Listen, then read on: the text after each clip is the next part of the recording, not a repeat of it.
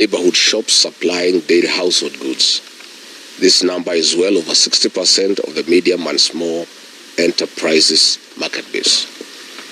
On 2nd March 2023, at the Kenyatta International Conference Center, William Ruto, during the launch of the Women Enterprise Fund, in the presence of hundreds of women, made the famous Mutungi ya gas promise that the price of the 6 kg gas cylinder would trade between 300 to 500 Kenya shillings from the then 2,800.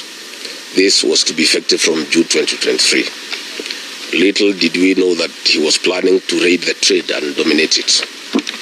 For the last 2 years, small-scale gas dealers have been put under ruthless state-sanctioned seizure, systematic harassment, and a total subversion of the regulatory framework and the guidelines for the retail of liquefied petroleum gas in cylinders. Let me break it down as this is happening. In June 2025, the Deputy Inspector General of Police, Riggy, formed a clandestine police unit, which is stationed in Hurlingham, Nairobi, formerly known as the Heart Center. This police station is not gazetted. It is called the Black Site, as it's popularly known. It has an armory, a clandestine budget, and a multi-rank police command with Mr. Robert Linyiru Gituma serving as the OSPD. There are other ranks of SSP, OCS, Deputy OCS, OC Crime, and 25 rogue officers in the rank of constable. This unit operates under private supervision of a private citizen, Mr. Cleve Mutiso. Mr. Mutiso is always in the field brandishing firearms and threatening small-scale traders doing illegal inspections, ordinarily the duties of the Energy Police Station in Kawi House, Nairobi. Between June and October 2025, this vigilante group operating with impunity raided Nairobi, Kiambu, Kajiado, and Machakos small-scale gas retailers using private vehicles and private lorries. They took away with them over 200,000 gas cylinders. No single inventory was done, no OB entry was recorded, and nobody was taken to court. Where are these 200,000 gas cylinders? These overseers officers report directly to DIG Langat, and they are indeed untouchable. On March 10, 2025, EPRA, in a letter reference EPRA/PECP/SE/1/CO/PM, declared itself the sole enforcement agency in this sector.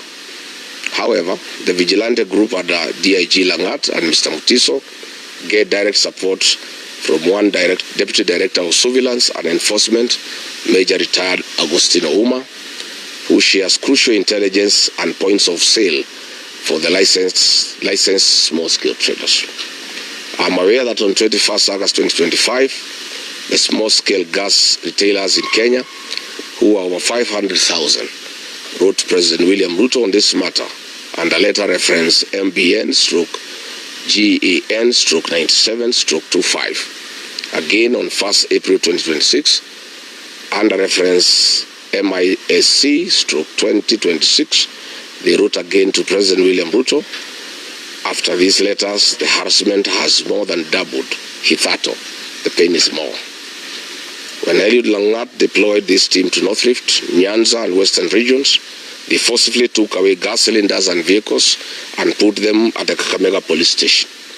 When they illegally wanted to prosecute the matter, the Office of the Director of Public Prosecution via letter reference ODPP/KAK/CAM/1/069, dated 18th October 2025, stated that this operation was carried out without notice to EPRA and therefore improper per Section 11E of the Energy Act 2019. The above is just one of the cases of brutal and constant harassment, arbitrary and unlawful arrests, and unlawful enforcement procedures against LPG traders. It must be clearly noted that no LPG trader is against any regulations and laws. The question is harassment, arbitrary arrests, illegal seizure of gas cylinders, and extortion by DIG Langat and his militia. We note that when the current acting EPRA DG, one Dr. Okech, is seemingly overcompromised and accomplice or not in charge of EPRA, the raids have been intensified by Mr. Cliff Mutiso and DIG Eliud Lagat. We have evidence that the seized gas cylinders are channeled to private and upcoming LPG enterprises owned by politicians and other state actors. One of these farms is in Kitengela, and Kenyans saw these gas cylinders during the Olkalau by-election, and your guess is as good as mine on who owns this enterprise. Kenya had over 500,000 traders of LPG gas demand as follows: that the inhuman treatment and physical assault of small-scale traders by this vigilante group be stopped immediately, and the black site in Hurlingham, the illegal police station, be shut down forthwith. Number 2, legal action be taken against Mr. Mutiso, Deputy Inspector General Eliud Langat, the command of this ungazetted police station, and the 25 clandestine rogue police officers. Number 3, the 200,000 gas cylinders seized before we returned and to the affected traders compensated as per the law.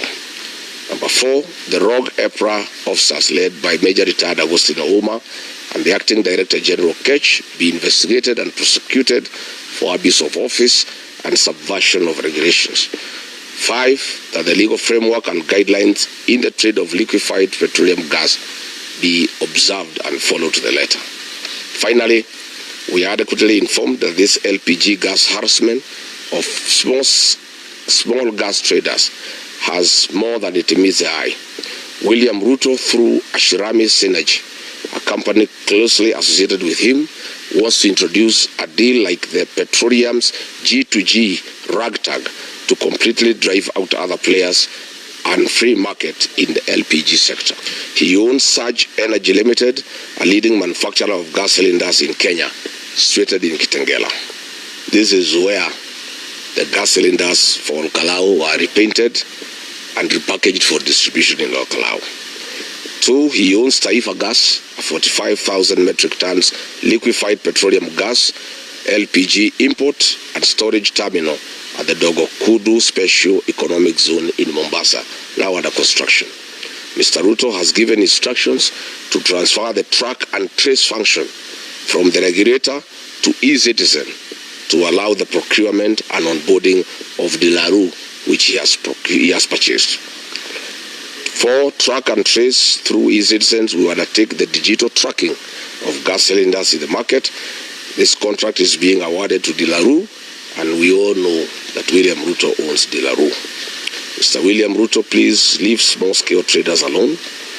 You have taken too much. And again, we kindly ask you, how much is enough? The Kenya Integrated Election Management System.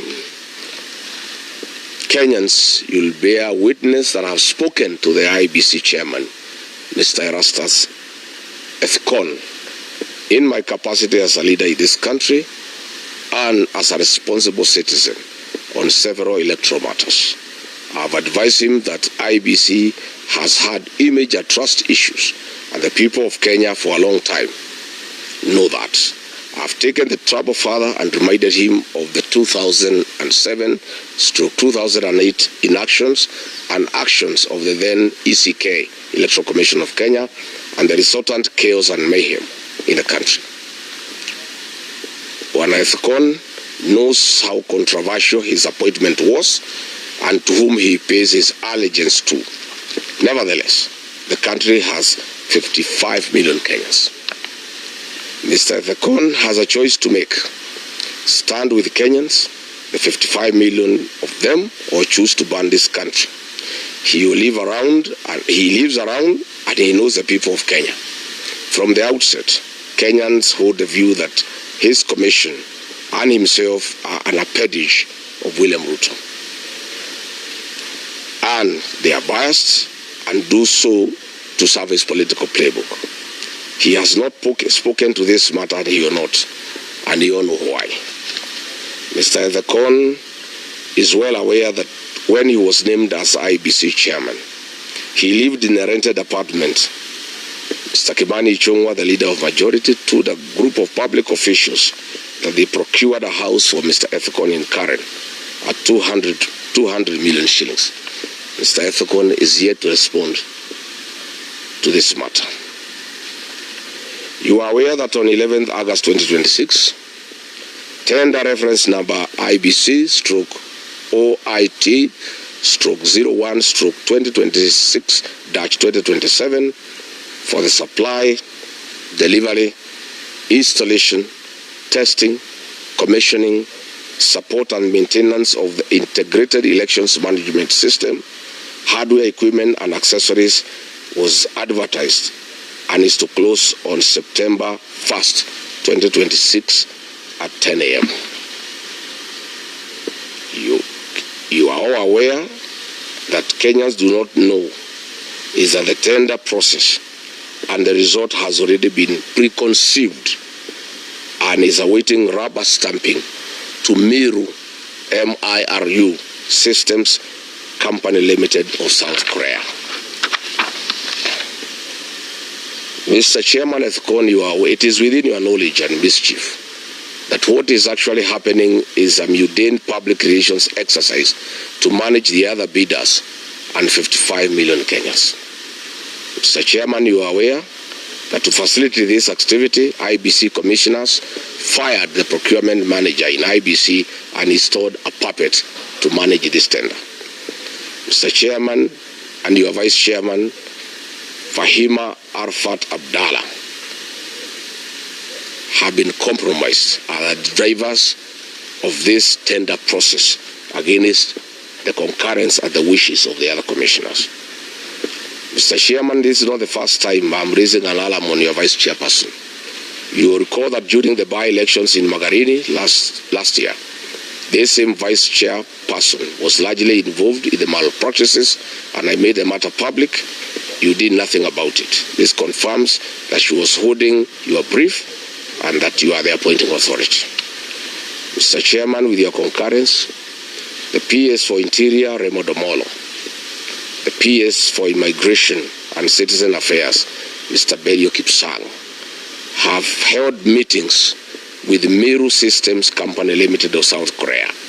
They are in the process of giving to the company access to the country's voter registration database for integration purposes. But Kenyans are asking, who is Miru System Company Limited?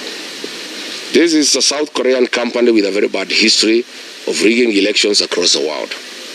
Their global failures are well documented, having faced allegations of faulty technology in Argentina, Philippines, and the DRC, where they deploy their equipment and technology. In 2018, Miru Systems Company Limited supplied BVR kits to the Democratic Republic of Congo. Reports show that they delivered the election equipment 6 months late. Following the controversy, the South Korean government publicly distanced itself from this company. Election observers reported that up to 45% of polling stations experienced equipment malfunctions, and this potentially excluded 17 million Congolese from voting. Again in Congo, illegible voters' cards were used and actual voters were removed from the roll of voters. Following Congo's 2018 and 2023 polls, the U.S. Treasury Department placed election commissions, then President and 2 of his deputies under sanctions for undermining the democratic process of institutions. In 2024, in the Philippines, the mock elections conducted using Miru's technology encountered fatal flaws. Many organizations, especially human rights groups, rejected Miru's explanations, pointing to unresolved security and reliability issues. It is beyond discussions that Kenya would ever even imagine having such a vendor for our 2027 general elections. During the October 2024 parliamentary elections in Iraq's Kurdistan region, election monitors claimed that voting machines in up to 70 to 75% of stations malfunctioned by failing to properly record and transmit results. Iraq's Board of Supreme Audit raised red flags and warned the Election Commission about systems credibility just days before the vote. Following the election, various political blocs in Iraq claimed the machines were hacked or manipulated, triggering widespread political tension and a mandated manual recount. The Miru plan in Kenya, as directed by William Ruto. Under the instructions of William Ruto, Miru Technologies has been instructed to prepare a new voters register and suppress voters from the following regions perceived to be against this regime. 1, Western Kenya. 2, Nyanza region, but in Kisii and Nyamira counties. 3, the Mount Kenya region. 4, Lower Eastern. 5, Nairobi. 6, Taveta and Namu. 5, Rift Valley in Nakuru, Laikipia, Kajiado, and Narok. We appeal to our development partners and embassies accredited to the Republic of Kenya to take note of this threat to Kenya's electoral democracy. The company should be banned and never allowed to manage any election or supply its equipment and technology to this country. I would like to challenge IBC to confirm if the technical specifications in the tender have not been specifically crafted and tailor-made around the profile of Miru systems technology.